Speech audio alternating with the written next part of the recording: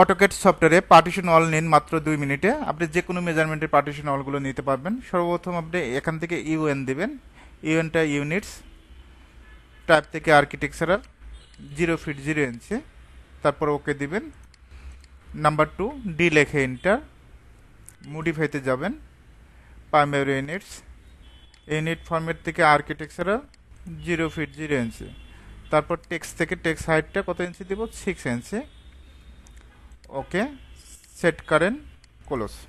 এখন আমরা লাইন নেব, লাইনের শর্টকাট এল লেখে এন্টার, ফার্স্ট পয়েন্ট, লাইনটা স্ট্রেট করার জন্য কন্ট্রোল এল দেবেন, স্ট্রেট হয়ে যাবে। এখান থেকে আমরা 10 ফিটের পার্টিশন অল নেব, 10 ফিট, একটা লেনটা নিচ্ছে 10 ফিট, ওকে।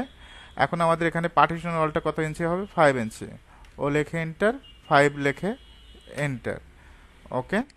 তারপর আমরা লাইন দিয়ে ড্র করে দিব, এল লেখে enter, first point click, second point, একইভাবে first point click, second point.